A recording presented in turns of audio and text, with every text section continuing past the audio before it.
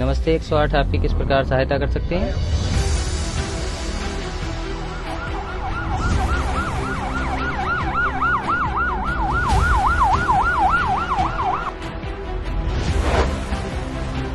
Staff ambulance से तुरंत ice box और टार्प लेके आओ।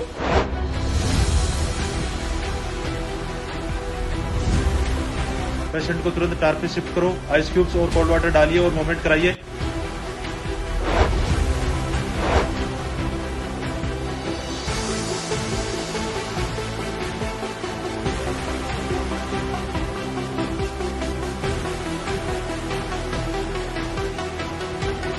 पेशेंट को टार्प में लपेटकर एम्बुलेंस में तुरंत शिफ्ट कराओ।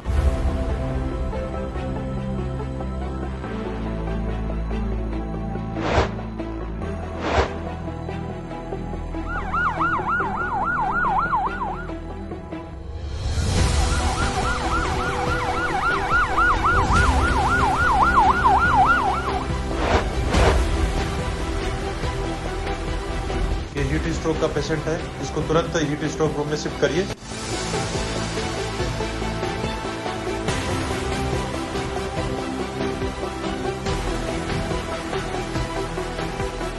हमारे पास अभी हीट स्ट्रोक का पेशेंट आया है, तो उसको हमने आती वाइटल्स उसके लिए वाइटल्स लिए। वाइटल्स थोड़े अनस्टेबल थे, उसके बीपी कम था, हाइपोटेंशन में था, टेकिकार्डिया था, ड्राई स्किन थी।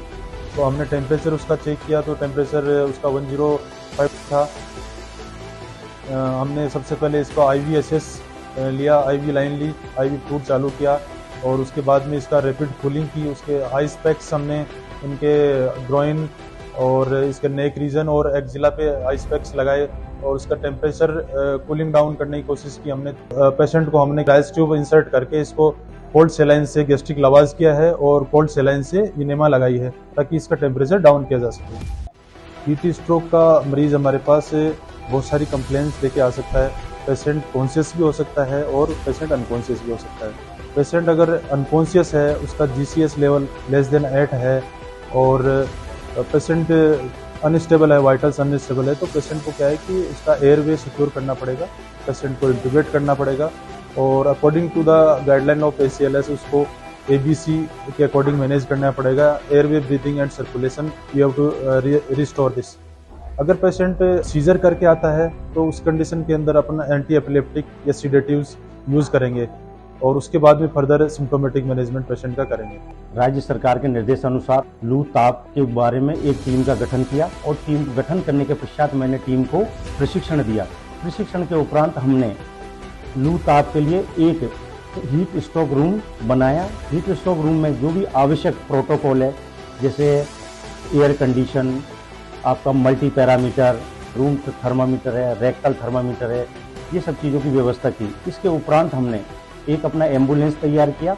उस एम्बुलेंस में जो लू ताप के नियमानुसार और प्रोटोकॉल के तहत उसमें जो जो मेडिसिन चाहिए, जैसे कोल्ड बॉक्स है, आइस पैक है, टेको मेथड है, ये सारी व्यवस्थाएं हमने तैयार की।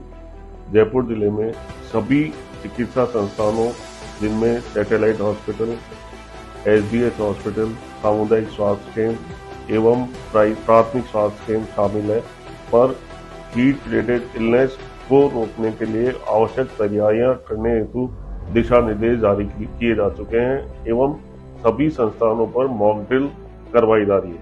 हीट रिलेटेड इलनेस के लिए भारत सरकार के केंद्रीय स्वास्थ्य सचिव और नीति आयोग में मेडिकल सदस्य द्वारा जो VC आयोजित की गई और जो हमें निर्देश प्राप्त हुए, उसकी तैयारी के लिए हॉस्पिटल में हीट स्ट्रोक रूम और एम्बुलेंस प्रिपेयर्डनेस के लिए जो मॉक ड्रिल की गई है और टैको मेथड यूज़ किया गया है, तो इसी प्रकार से यदि राज्य में हमारे सभी जगह ये पद्धति अपनाई जाए तो हम इससे निपटने के लिए तैयारी अच्छी तरह से कर सकते हैं।